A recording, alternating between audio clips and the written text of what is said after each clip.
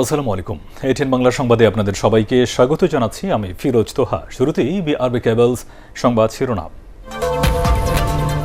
একজন মানুষও ভূমি ও গৃহহীন থাকবেন না বললেন প্রধানমন্ত্রী। ৫৩,৩৪০টি পরিবারকে ঘর হস্তান্তর।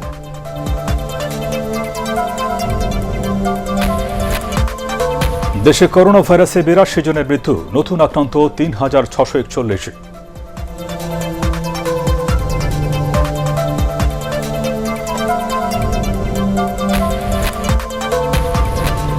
প্রথম দফায় ২ শতাধিক ইউনিয়ন পরিষদ নির্বাচনে ভোট গ্রহণ কাল হবে। লক্ষ্মীপুর ২ আসনের উপনির্বাচন।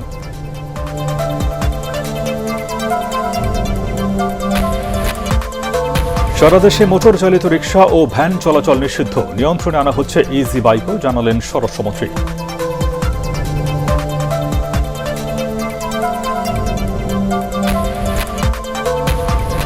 এবং কয়লা ভিত্তিক বিদ্যুৎ কেন্দ্র না করার সরকারি প্রতিশ্রুতির পরও বরাদ্দ রাখায় সিপিডির উদ্বেগ।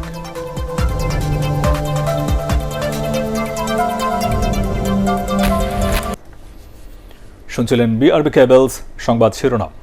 এবারে বিস্তারিত।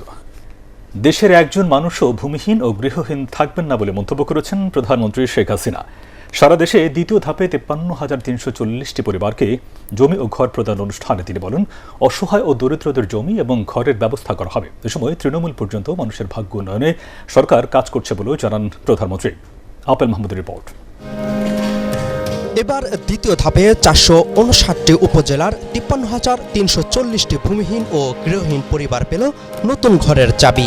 গণভবন থেকে ভিডিও কনফারেন্সে ২ শতক জমিসহ এসব পরিবারকে ঘর প্রদান অনুষ্ঠানের উদ্বোধন করেন প্রধানমন্ত্রী শেখ হাসিনা। ঘরের অভাবে কেউ যেন কষ্ট না পায়, সেজন্য সরকার সব ধরনের উদ্যোগ নিচ্ছে উল্লেখ করে প্রধানমন্ত্রী বলেন, জনগণের সেবক হিসেবে কাজ করছে সরকার। ক্ষমতায় বসে শুধু নিজে খাবো, নিজে ভালো থাকবো, সেটা তো না। ক্ষমতায় থাকা মানে হচ্ছে মানুষের সেবা করার একটা সুযোগ। এই বাংলাদেশে একটি মানুষও গৃহহীন থাকবে না, ভূমিহীন থাকবে না। প্রতিটি মানুষ একটা ঠিকানা পাবে, সুন্দরভাবে বাঁচবে। আর সেই লক্ষ্য নিয়েই আমরা কাজ করে যাচ্ছি। ঢাকা শহরে যে বস্তিবাসীরা আছে, ভাড়ায় থাকার জন্য ফ্ল্যাট নির্মাণ করে দিচ্ছি, সে প্রকল্প আমরা নিয়েছি এবং তা বাস্তবায়ন করেছি। খুব শীঘ্রই আমরা এই পুনর্বাসন শুরু করব। করোনা ভাইরাস সংক্রমণ নিয়ে জনগণকে আবারও স্বাস্থ্যবিধি সম্পর্কে সচেতন করে তিনি বলেন, দ্রুত আরও টিকা নিয়ে এসে ব্যাপকভাবে এর কার্যক্রম শুরু করা হবে। করোনা ভাইরাস এর প্রভাবটা এটা কিন্তু শেষ হয়ে যাচ্ছে না। আমরা টিকা কিনে নিয়ে আসছি, টিকা দেওয়া শুরু করেছি এবং এটা আরও ব্যাপকভাবে করব, আরও আনবো। কিন্তু সকলের কাছে আমার অনুরোধ, স্বাস্থ্য সুরক্ষার নীতিমালাটা মেনে চলা, একটু মাস্ক পরে যাওয়া, একজনের দ্বারা আরেকজন সংক্রামিত না হয় এ ব্যাপারে সবাই একটু সচেতন থাকবেন।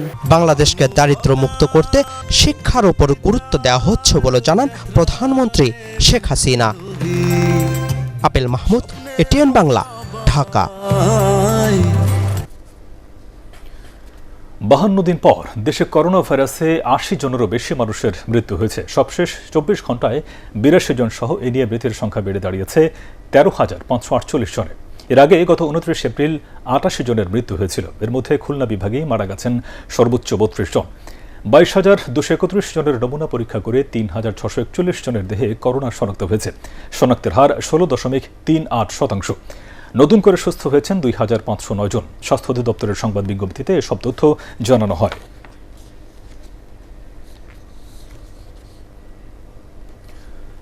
করোনার সংক্রমণ বেড়ে যাওয়ায় বগুড়া সদর উপজেলায় শুরু হয়েছে ৭ দিনের কঠোর বিধিনিষেধ। শহরে গণপরিবহন চলাচল বন্ধ রয়েছে। জরুরি সেবা ছাড়া সব ধরনের দোকানপাট বন্ধ রাখা হয়েছে। ফরিদপুরেও সংক্রমণ বাড়ায় আগামীকাল থেকে ১ সপ্তাহের জন্য লকডাউন ঘোষণা করা হয়েছে। জেলা প্রশাসক অতুল সরকার জানিয়েছেন, লকডাউনের নির্দেশনা যারা মানবেন না তাদের বিরুদ্ধে আইন অনুযায়ী ব্যবস্থা নেওয়া হবে। এদিকে টাঙ্গাইল ও এলেঙ্গা পৌরসভায় মঙ্গলবার থেকে ৭ দিনের কঠোর বিধিনিষেধ আরোপ করা হয়েছে। জেলা প্রশাসক ডক্টর আতল গনি জানান, নিত্য প্রয়োজনীয় পণ্যবাহী ট্রাক ছাড়া সব ধরনের যানবাহন চলাচল বন্ধ থাকবে।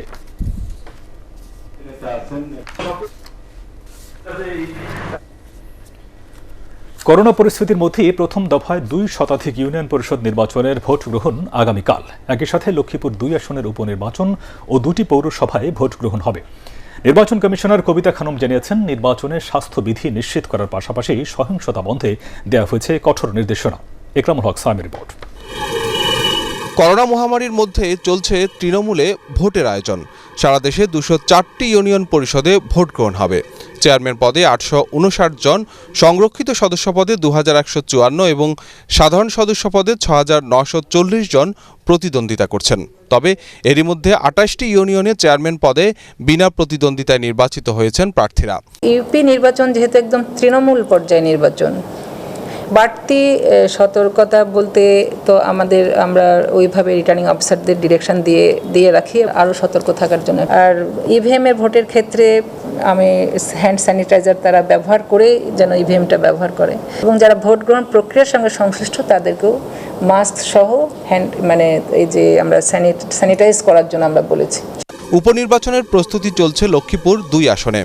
আওয়ামী লীগের প্রার্থী অ্যাডভোকেট নুরুদ্দিন চৌধুরী নয়ন ও জাতীয় পার্টির শেখ ফয়জুল্লাহ শিপন নির্বাচনে প্রতিদ্বন্দ্বিতা করছেন। শহীদুল ইসলাম পাপুল কুয়েতে অর্থ পাচার মামলায় দণ্ডপ্রাপ্ত হলে শূন্য হয় আসনটি। এছাড়া সোমবার দিনাজপুরের সেতাবগঞ্জ ও ঝালকাঠির সদর পৌরসভায় ভোট গ্রহণ হবে। এসব নির্বাচনে অংশগ্রহণ করছে না বিএনপি। নিবন্ধনকৃত অনেকগুলো রাজনৈতিক দল আছে, তো তার মধ্যে প্রধান বিরোধী দল হচ্ছে বিএনপি। বিএনপির অংশগ্রহণটা অবশ্যই একটা নির্বাচনের সৌন্দর্য অনেক বৃদ্ধি করে। তো সেক্ষেত্রে বিএনপির অংশগ্রহণ তো তাদের নিজস্ব ডিসিশন যে তারা অংশগ্রহণ করবে কি করবে না, এটা তো নির্বাচন কমিশন, তো আমি বারবারই বলছি নির্বাচন কমিশন নির্বাচন উপযোগী পরিবেশ দেবে, আর অংশগ্রহণ করা না করা তো তাদের নিজস্ব সিদ্ধান্ত। একই দিনে ভোট গ্রহণের কথা থাকলেও করোনা পরিস্থিতির কারণে 163টি ইউপি ও 9 পৌরসভার নির্বাচন স্থগিত করে ইসি। ইকরামুল হক সায়েম, এটিএন বাংলা, ঢাকা। সারা দেশে মোটর চালিত রিকশা ও ভ্যান চলাচল নিষিদ্ধ করা হয়েছে। নিয়ন্ত্রণে আনা হচ্ছে ব্যাটারি চালিত ইজি বাইকও। সচিবালয় সড়ক পরিবহন টাস্কফোর্সের সভা শেষে স্বরাষ্ট্রমন্ত্রী আসাদুজ্জামান খান কামাল জানান, এর ফলে সড়ক দুর্ঘটনা কমে আসবে। ঢাকা চট্টগ্রাম মহাসড়কে সিসি ক্যামেরা বসানো হচ্ছে বলেও জানান তিনি। মাহবুব কবির চপলের রিপোর্ট।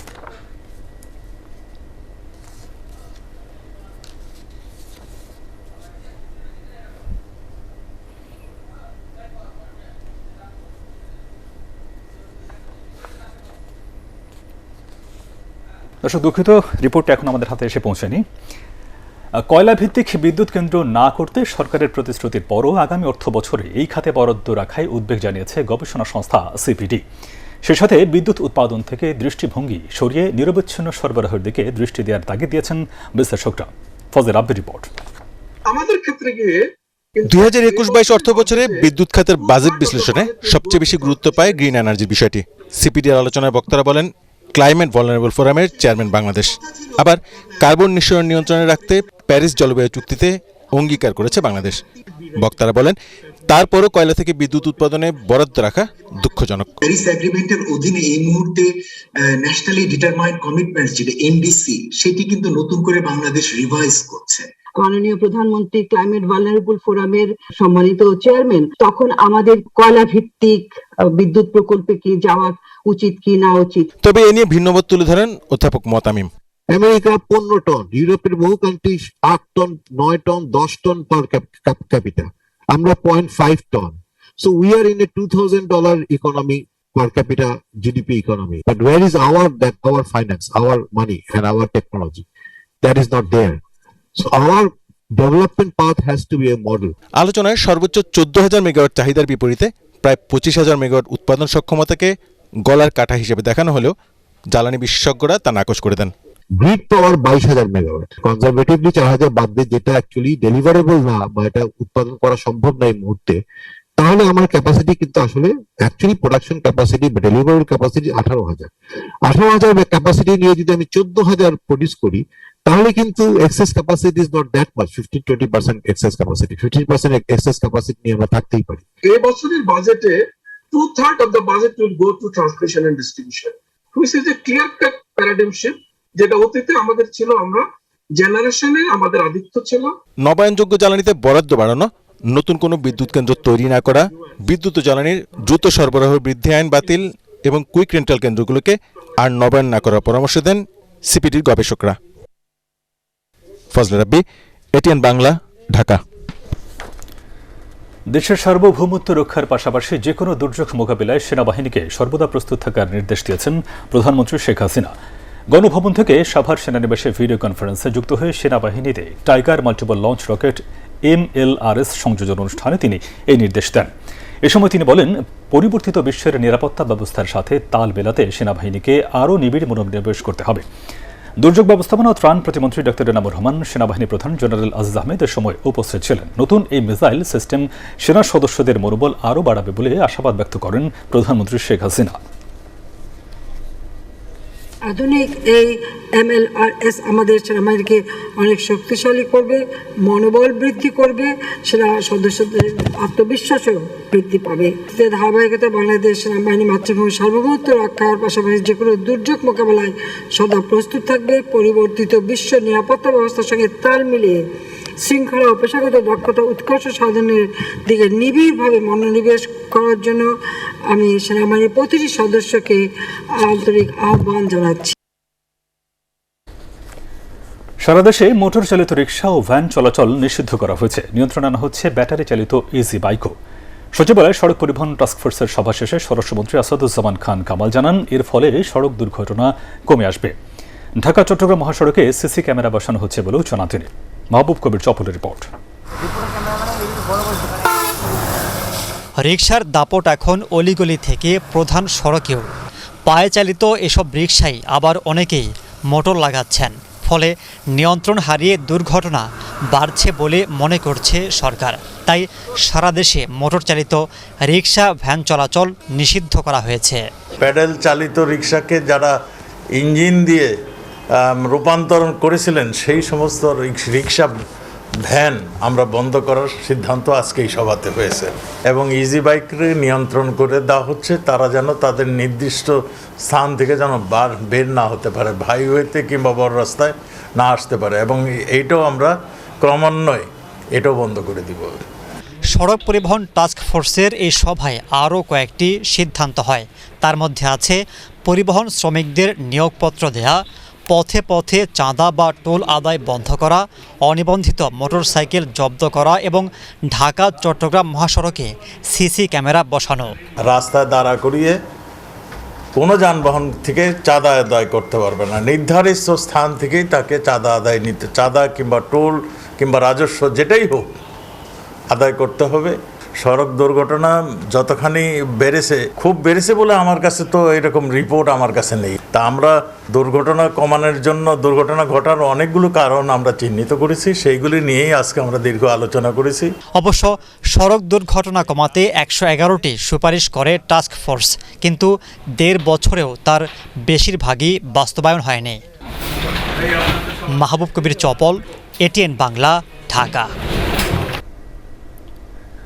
রাজধানীর মুরাদপুরে বাবা মা ও বোনকে হত্যার ঘটনায় গ্রেফতার মাহজাবিন ইসলাম বোনের 4 দিনের রিমান্ড মঞ্জুর করেছে আদালত। বিকেলে শুনানি শেষে ঢাকা মহানগর হাকিম দেবব্রত বিশ্বাস এই আদেশ দেন।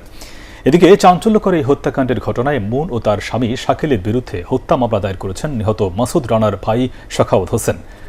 ওয়ারি বিভাগের উপকমিশনার শাহ ইফতেখার আহমেদ জানান, মেহজাবিন পরিবারের সদস্যদের প্রতি প্রচণ্ড ক্ষিপ্ত ছিলেন। সেই ক্ষোভ থেকেই চেতনানাশক খাইয়ে সবাইকে হত্যার কথা প্রাথমিক জিজ্ঞাসাবাদে স্বীকার করেছেন তিনি।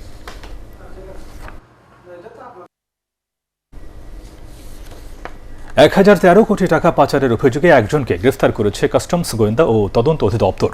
তার নাম আব্দুল মোতালেব। রাজধানীর কাকরাইলে সংবাদ সম্মেলনে অধিদপ্তরের মহাপরিচালক আব্দুর রউফ বলেন, মোতালেব কয়েক বছর ধরে বিপুল পরিমাণ বিদেশি সিগারেট, মদ, টেলিভিশন ও ফটোকপি মেশিন সহ নানা পণ্য আমদানি করার নামে বিদেশে অর্থ পাচার করতেন। এ সময় জানানো হয়, মোতালেবের অর্থ পাচারের সাথে আরও কেউ জড়িত কিনা তা তদন্ত করা হবে।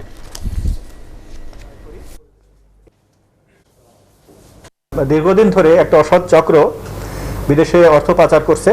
তো উচ্চ শুল্ক হার দিয়ে সরকারের বিধিবিধান মেনে যদি কেউ আমদানি করে কোনো অসুবিধা নেই, তো সেটা করে নাই, যার ফলে এখানে প্রচুর সরকারের রাজস্ব ফাঁকি হয়েছে। আমরা এই ট্রেড বেসড মানি লন্ডারিং এটা প্রতিরোধ করার জন্য আমরা সর্বাত্মক ব্যবস্থা নিয়েছি। অবৈধ বিটকয়েন ক্রয় বিক্রয় চক্রের অন্যতম হোতা হামিম সহ 4 জনকে গ্রেফতার করেছে র্যাব। রাজধানীর দারুস সালাম এলাকা থেকে তাদের গ্রেফতার করা হয়। এ সময় তাদের কাছ থেকে ল্যাপটপ ও ব্যাংকের ডেবিট কার্ড উদ্ধার করা হয়। র্যাব জানায় এই চক্র বিটকয়েনের মাধ্যমে এক মাসেই 1.5 কোটি টাকা পাচার করেছে। এছাড়া পর্নোগ্রাফি ক্রয় বিক্রয়ের সাথেও তারা জড়িত।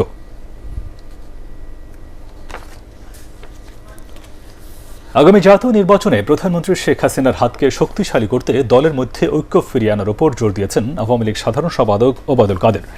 রাজধানী বঙ্গবন্ধু এভিনিউয়ে দলের কেন্দ্রীয় কার্যালয়ে ঢাকা জেলা আওয়ামী লীগের বর্ধিত সভায় তিনি বলেন, কর্মীরা কোণঠাসা হয়ে পড়লে দলও কোণঠাসা হয়ে পড়বে। এ সময় নিজের অবস্থান ভারী করতে বিতর্কিত কাউকে ঠাঁই না দিতে আওয়ামী লীগ নেতাদের নির্দেশ দেন ওবায়দুল কাদের। 2 বছর পরেই নির্বাচন, কাজে এখন থেকে প্রস্তুতি নিতে হবে জাতীয় নির্বাচনে, এবং সেই লক্ষ্যে দলকে কলহ-কোন্দল মুক্ত করতে হবে। দলের মধ্যে ঐক্য, সুদৃঢ় ঐক্য ফিরিয়ে আনতে হবে। বিদেশে নয়, দেশের উন্নত চিকিৎসার মাধ্যমে বিএনপি চেয়ারপারসন বেগম খালেদা জিয়া সুস্থ হয়েছেন বলে মন্তব্য করেছেন তথ্য ও সম্প্রচার মন্ত্রী ডক্টর হাসান মাহমুদ। চট্টগ্রামে ভূমি ও গৃহহীন 650 পরিবারের মধ্যে প্রধানমন্ত্রীর দেয়া জমি ও ঘর হস্তান্তর অনুষ্ঠানে তিনি এই মন্তব্য করেন। অনুষ্ঠানে বিএনপির কঠোর সমালোচনা করে তিনি বলেন, দলটির নেতাদের মতিভ্রম হয়েছে। এ সময় সরকারের পক্ষ থেকে অসহায়দের মাঝে জমি ও গৃহ প্রদান বিশ্ব ইতিহাসে নজিরবিহীন বলেও মন্তব্য করেন হাসান মাহমুদ। দুর্নীতি আর লুটপাটের কারণে দেশের মানুষের করোনা টিকা পাওয়া অনিশ্চিত হয়ে পড়েছে বলে অভিযোগ করেছেন বিএনপি মহাসচিব মির্জা ফখরুল ইসলাম আলমগীর। বিএনপির প্রতিষ্ঠাতা জিয়াউর রহমানের মৃত্যুবার্ষিকী উপলক্ষে জাতীয় প্রেসক্লাবে আলোচনা সভায় তিনি দাবি করেন, মেগা প্রকল্প আর উন্নয়নের নামে দুর্নীতির মহোৎসব চলছে। এ সময় বিএনপি চেয়ারপারসন বেগম খালেদা জিয়া গুরুতর অসুস্থ দাবি করে অবিলম্বে তার নিঃশর্ত মুক্তি দাবি করেন দলটির স্থায়ী কমিটির সদস্য নজরুল ইসলাম খান। কৃষকরা তাদের উৎপাদিত পণ্যের ন্যায্য মূল্য পাচ্ছেন না অভিযোগ করে সরকারকে এ বিষয়ে উদ্যোগ নেওয়ার আহ্বান জানান মির্জা ফখরুল। এই মেগা প্রজেক্টের সবচেয়ে বড় প্রবলেম যেটা, সেটা হচ্ছে যে গণলুট চলছে। ওখানে 10,000 টাকার প্রজেক্ট হয়ে যাচ্ছে 50,000 কোটি টাকার প্রজেক্ট। স্বাস্থ্য খাতে কি করুণ অবস্থা। আপনার এই কোভিডে এখন পর্যন্ত টিকার কোনো নিশ্চয়তা নেই, এবং টিকার নিশ্চয়তা হবেও না। এই জন্যে যে যারা এই স্বাস্থ্য খাতের সঙ্গে জড়িত, টিকার সঙ্গে জড়িত, এরা সবাই আপনার দুর্নীতিতে জড়িত হয়ে গেছে। বিশ্ব বাবা দিবস আজ। পৃথিবীর যাবতীয় বৈরিতার বিপরীতে পরিবারে বাবার অপরিসীম ভূমিকাকে বিশেষভাবে শ্রদ্ধা জানানোই এই দিবসের গুরুত্ব। সন্তানের বেড়ে ওঠা আর সমাজে তার প্রতিষ্ঠার পথকে সহজ করার কাজে বাবার কৃতিত্বই থাকে সবচেয়ে বেশি। বিপ্লব রায় রিপোর্ট। বাবা মানে নির্ভরতা আর আস্থার বিস্তীর্ণ আকাশ। সন্তানের বেড়ে ওঠার পথে, সব প্রতিকূলতার পথে ছাতার মতো ভূমিকা তার। বাবার সেই ত্যাগ আর অসীম স্নেহ ভালোবাসাকে গভীর শ্রদ্ধা জানানোর দিন আজ। বাবা মানে মহান হৃদয় আর বড় বড় সব আবদারের আশ্রয়স্থল। জন্মের পর থেকেই তার ছায়ায় প্রতিপালিত হয় সন্তান। বাবার দিনভর পরিশ্রমের লক্ষ্যই থাকে সন্তান সহ পরিবারকে ভালো রাখা আর সমৃদ্ধির দিকে নিয়ে যাওয়া। যাদের বাবা নেই তারা হয়তো অনুধাবন করছেন বাবার ভালোবাসার গভীরতা। বাবাকে নিয়ে হাজারো কথা বুকে জমে থাকে সবার, তবুও শেষ হয় না প্রিয় এই মানুষটির স্নেহ ভালোবাসার কথা। কারণ বাবা শাশ্বত, চির আপন, চিরন্তন। বিপ্লব রায়, এটিএন বাংলা, ঢাকা। রাজস্ব আয় বাড়াতে ডিজিটাল মাধ্যম ব্যবহারের পরামর্শ দিয়েছেন অর্থনীতিবিদরা।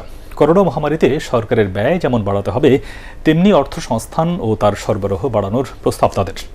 রাজধানীতে ইউসিবি পাবলিক পার্লামেন্ট বিতর্ক প্রতিযোগিতা শেষে তারা এসব কথা বলেন। এতে ডিবেট ফর ডেমোক্রেসির চেয়ারম্যান হাসান আহমেদ চৌধুরী কিরণ বলেন, সব মানুষের স্বার্থ বিবেচনা করেই বাজেট বাস্তবায়ন করতে হবে। শরফুল আলমের রিপোর্ট। চলতি মাসের শুরুতে জাতীয় সংসদে 2021-22 সালের বাজেট প্রস্তাব উপস্থাপন করেন অর্থমন্ত্রী।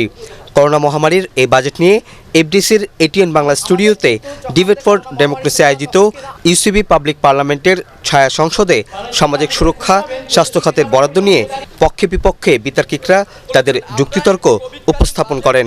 বাজেটে সামাজিক সুরক্ষা খাতে অনেক বড় দেখানো হলেও আসলে এটি একটি শুভঙ্করের ফাঁকি। বিতর্ক প্রতিযোগিতা শেষে ডিবেট ফর ডেমোক্রেসির চেয়ারম্যান হাসান আহমেদ চৌধুরী কিরণ বলেন, বাজেট বাস্তবায়নে পিছিয়ে পড়া জনগোষ্ঠীকে সবচেয়ে বেশি গুরুত্ব দিতে হবে। দুর্নীতি প্রতিরোধ করতে পারলে স্বাস্থ্য, শিক্ষা, কর্মসংস্থান সর্বক্ষেত্রে যদি আমরা নজর দিতে পারি, তাহলে আমি মনে করি এই বাজেট বাস্তবায়ন করে আমরা আমাদের যে বাংলাদেশের যে জিডিপির হার বৃদ্ধি পাচ্ছে, আমাদের প্রবাসী আয় বৃদ্ধি পাচ্ছে, আমাদের যে $45 বিলিয়ন এখন রিজার্ভ হচ্ছে, এগুলি সবগুলোকে আমরা সম্মিলিত রেখে বাংলাদেশকে এগিয়ে নিয়ে যেতে পারব। অনুষ্ঠানের প্রধান অতিথি বিশিষ্ট অর্থনীতিবিদ অধ্যাপক ডক্টর মোস্তাফিজুর রহমানের মতে বিশাল বাজেট বাস্তবায়নের প্রয়োজন সরকারের অতিরিক্ত আয়। এই জন্য এনবিআর-এর অটোমেশন প্রক্রিয়াকে আরো জোরদার করার পরামর্শ দেন তিনি। পুনর্বন্টনটা যখন আমার যদি করতে হয়, তো তাহলে কিন্তু আমার প্রত্যক্ষ করের জায়গাগুলোতে আমাকে কিন্তু সেটা বৃদ্ধি করতে হবে। ডিজিটাল প্ল্যাটফর্ম ব্যবহার করে অনেক জায়গায় আমরা কিন্তু এগুলো বাড়াতে পারি। আমি যদি কালো টাকা সাদা এই 10% যদি আমি দিতে পারি, যিনি নাকি দিচ্ছেন এই টাকাটা, তাকে আমি কি সিগন্যাল দিচ্ছি? কালো টাকা সাদা করার সুযোগকে সাধারণ করদাতাদের উপর চাপ ফেলবে বলে মনে করেন তিনি। বিতর্ক প্রতিযোগিতায় ঢাকা কমার্স কলেজকে হারিয়ে বিজয়ী হয় সরকারি বাংলা কলেজ। শরফুল আলম, এটিএন বাংলা, ঢাকা। বাংলাদেশে প্রথমবারের মতো বিউটিশিয়ানদের নিয়ে আয়োজন করা হচ্ছে বেস্ট বিউটি এক্সপার্ট 2021 এবং ইন্টারন্যাশনাল বিউটিফিকেশন প্রতিযোগিতার। শনিবার রাজধানীর একটি হোটেলে প্রতিযোগিতার লোগো উন্মোচন করেন এটিএন বাংলার চেয়ারম্যান ডক্টর মাহফুজুর রহমান। এ সময় তিনি বলেন, এ ধরনের আয়োজনের মাধ্যমে বিউটিশিয়ানরা সবার কাছে পরিচিতি লাভ করবেন। এটিএন বাংলায় বিজয়ীদের নিয়ে বিশেষ অনুষ্ঠান নির্মাণেরও ঘোষণা দেন তিনি। শফিকুল ইসলাম শামীমের রিপোর্ট। দেশের 64 জেলায় 50টি ওয়ার্কশপ এবং অডিশনের মাধ্যমে বেস্ট বিউটি এক্সপার্ট 2021 এবং ইন্টারন্যাশনাল বিউটিফিকেশনের আয়োজন হতে যাচ্ছে। হোয়াইট বাংলার উদ্যোগে প্রতি জেলা থেকে বাছাই করা 3 জন বিজয়ী চূড়ান্ত পর্বে অংশ নেবেন ঢাকায়। যিনি দেশের সেরা হবেন তিনি পাবেন 1 লক্ষ টাকার পুরস্কার। যিনি প্রথম রানার্স আপ হবেন তিনি পাবেন 75,000 টাকার পুরস্কার। আর যিনি তৃতীয় হবেন তিনি পাবেন 50,000 টাকার পুরস্কার। এ সময় এটিএন বাংলা চেয়ারম্যানের উপদেষ্টা মীর মোতাহার হাসান বলেন, বিউটি এক্সপার্ট প্রতিযোগিতার মাধ্যমে নেপথ্যের কারিগরদের তুলে আনা সম্ভব হবে। এই ধরনের একটা প্রতিযোগিতা, এর মাধ্যমে আমরা অবশ্যই সুখ দুঃখ এদের কষ্ট আমরা জানতে পারবো এবং এই প্রেক্ষাপটে এটিএন বাংলা এই প্রতিযোগিতার সাথে থাকার জন্য সিদ্ধান্ত দিয়েছে। আর এটিএন বাংলা বার্তা বিভাগের উপদেষ্টা হাসান আহমেদ চৌধুরী কিরণ বাজেটে বিউটিশিয়ানদের জন্য বিশেষ প্রণোদনা ব্যবস্থা রাখার আহ্বান জানান। সরকার নিশ্চয় নানা ক্ষেত্রে অনেক প্রণোদনা দিয়েছে, অনেক সহযোগিতা করেছে। আমরা আশা করব বাজেটের এই প্রস্তাবনার মধ্যে যাতে এই বিউটিশিয়ানদের এই কর্মকাণ্ডকে বা তাদের দোকানকে, তাদের ব্যবসাকে সম্পৃক্ত করে তাদের জন্য একটা বিশেষ প্রণোদনার ব্যবস্থা করা হয়। অনুষ্ঠানের প্রধান অতিথি এটিএন বাংলা ও এটিএন নিউজের চেয়ারম্যান ডক্টর মাহফুজুর রহমান বলেন, এ প্রতিযোগিতায় অংশ নিয়ে বিউটিশিয়ানরা পরিচিতি লাভ করবেন। যারা প্রতিযোগিতায় ভালো করবে তাদের জন্য থাকবে এটিএন বাংলায় সৌন্দর্য বিষয়ক বিশেষ অনুষ্ঠানে অংশ নেওয়ার সুযোগ। This is the first time in Bangladesh এই জাতীয় একটি কম্পিটিশন। এটা আপনাদের সবার জন্য ভালো, যারা বিউটিফিকেশনের যারা আছেন, যারা পার্লার করেন, তাদের জন্য আমি বলবো এটা খুবই একটি ভালো উদ্যোগ, খুবই একটি ভালো প্রোগ্রাম, যা আপনাদের নিজেদের পরিচিতি লাভ করতে পারবেন এই প্রোগ্রামের মাধ্যমে। এই কম্পিটিশনে আমরা আপনাদেরকে তুলে ধরার চেষ্টা করব যাতে সবাই পরিচিত হন। পরে এক মনোজ্ঞ সাংস্কৃতিক অনুষ্ঠানের আয়োজন করা হয়।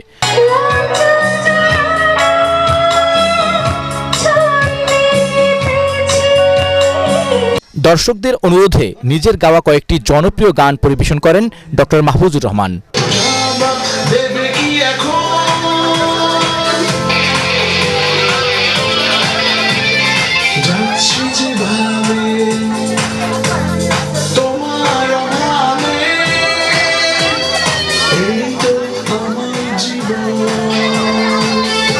শফিকুল ইসলাম শামীম, এটিএন বাংলা, ঢাকা।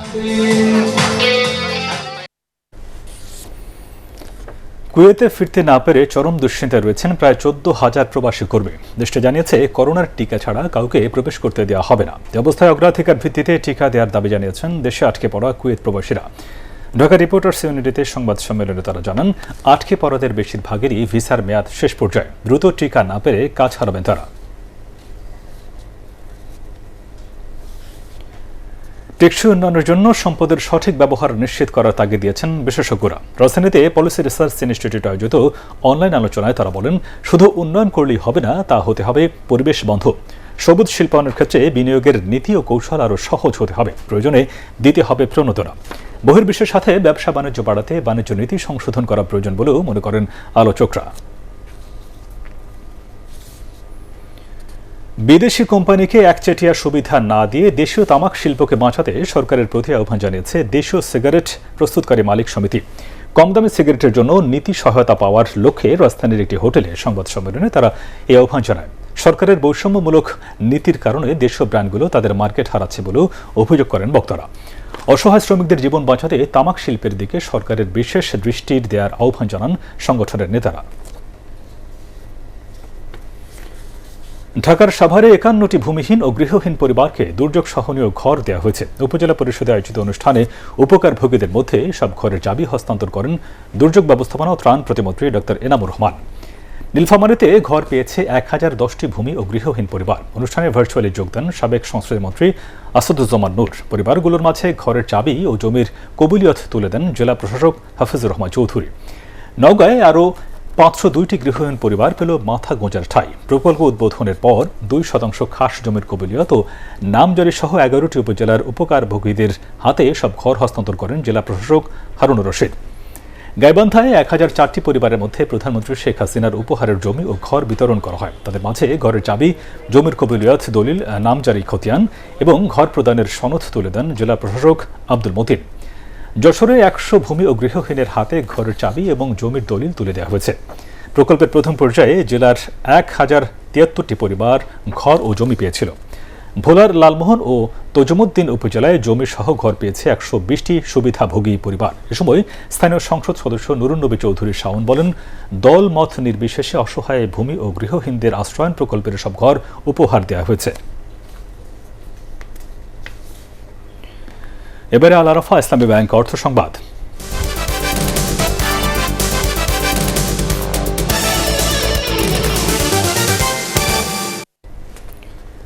কাজু বাদাম কফি গবেষণা ও উন্নয়নে 211 কোটি টাকার প্রকল্প হাতে নিয়েছে সরকার। এটি বাস্তবায়ন হলে শুধু পার্বত্য চট্টগ্রাম নয়, সারা দেশে কাজু বাদাম ও কফির ব্যাপক চাষাবাদ শুরু হবে। বান্দরবানে বাংলাদেশ কৃষি সম্প্রসারণ অধিদপ্তরের এক কর্মশালায় কৃষিমন্ত্রী ডক্টর আব্দুর রাজ্জাক এসব কথা বলেন। বিশ্বব্যাপী কাজু বাদাম ও কফির বিপুল চাহিদা থাকায় দেশীয় অর্থনীতির পরিবর্তনে এই চাষ বড় ভূমিকা রাখতে পারে বলেও মনে করেন তিনি। 3 দিনের এই কর্মশালায় 3 পার্বত্য জেলার শতাধিক চাষী উপস্থিত ছিলেন। এবারে আন্তর্জাতিক সংবাদ।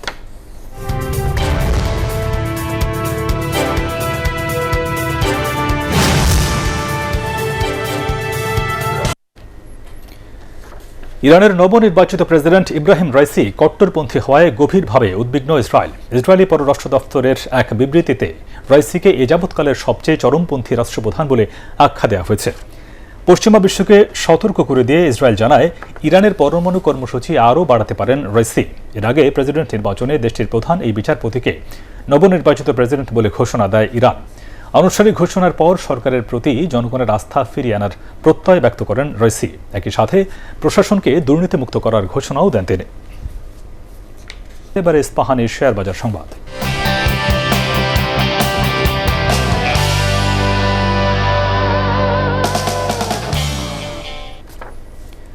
ঢাকা স্টক এক্সচেঞ্জে আজ লেনদেন কমলেও সূচক বেড়েছে। ডিএসইতে প্রধান মূল্য সূচক 16 পয়েন্ট বেড়ে অবস্থান করছে 6069 পয়েন্টে। এছাড়া থার্টির সূচক 10 ও সরিয়া সূচক 5 পয়েন্ট বেড়েছে। লেনদেন হয় 1835 কোটি 25 লাখ টাকার শেয়ার ও মিউচুয়াল ফান্ডের ইউনিট। লেনদেন হওয়া মোট 373টি কোম্পানির মধ্যে দর বেড়েছে 156টির, কমেছে 179টির এবং অপরিবর্তিত রয়েছে 38টির শেয়ার দর। অন্যদিকে চট্টগ্রাম স্টক এক্সচেঞ্জের সূচক ও লেনদেন বেড়েছে। সিএসইতে সার্বিক সূচক 23 পয়েন্ট বেড়ে অবস্থান করছে 17,594 পয়েন্টে। এবারে পার্টেক্স খেলার খবর।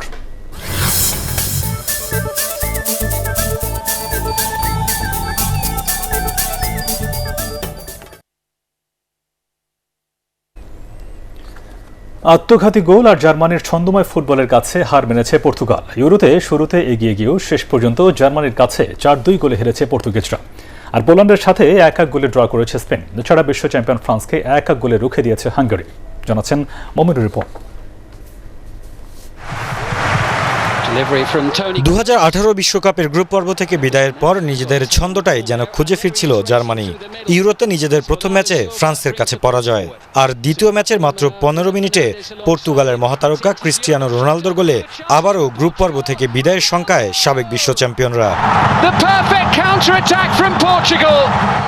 ইউরো ও বিশ্বকাপ মিলিয়ে এটি রোনালদোর 19তম গোল।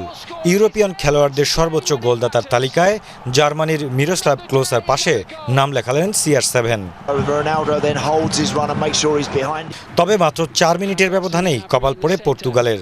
35 ও 39 মিনিটের আত্মঘাতী গোলে 2-1 ব্যবধানে পিছিয়ে পড়ে তারা। এরপর 51 মিনিটে হাভার্টেস ও 60 মিনিটে গোসেন্সের গোলে পর্তুগালকে কোণঠাসা করে ফেলে জার্মানি। 67 মিনিটে দিয়েগো জতা একটি গোল পরিশোধ করলেও পরাজয়ের হতাশা নিয়ে মাঠ ছাড়ে পর্তুগিজরা। দিনের অন্য ম্যাচে স্পেনের সাথে 1-1 গোলে ড্র করেছে পোল্যান্ড। খেলার মাত্র 25 মিনিটে আলভেরো মাতারার গোলে এগিয়ে যায় সাবেক বিশ্ব চ্যাম্পিয়ন স্পেন। প্রথমার্ধ পর্যন্ত লিড ধরে রাখলেও দ্বিতীয়ার্ধের শুরুতে সমতায় ফেরে পোল্যান্ড। 54 মিনিটের সমতাসূচক গোলটি করেন পোলিশ তারকা Robert Lewandowski. Mominur Ripon, ATN Bangla. শেষ করার আগে বিআরবি কেবলস সংবাদ শিরোনামগুলো আরও একবার। একজন মানুষও ভূমি ও গৃহহীন থাকবেন না বললেন প্রধানমন্ত্রী। 53,340টি পরিবারকে ঘর হস্তান্তর।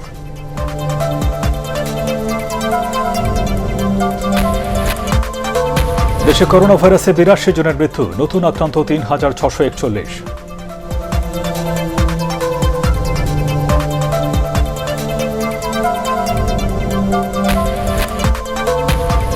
প্রথম দফায় 2 শতাধিক ইউনিয়ন পরিষদ নির্বাচনে ভোট গ্রহণ কাল হবে। লক্ষ্মীপুর 2 আসনের উপনির্বাচনও।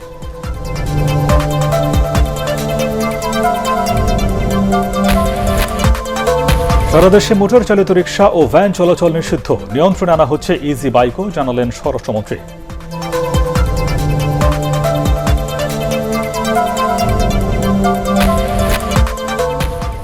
এবং কয়লা ভিত্তিক বিদ্যুৎ কেন্দ্র না করার সরকারি প্রতিশ্রুতির পরও বরাদ্দ রাখায় সিপিডির উদ্বেগ।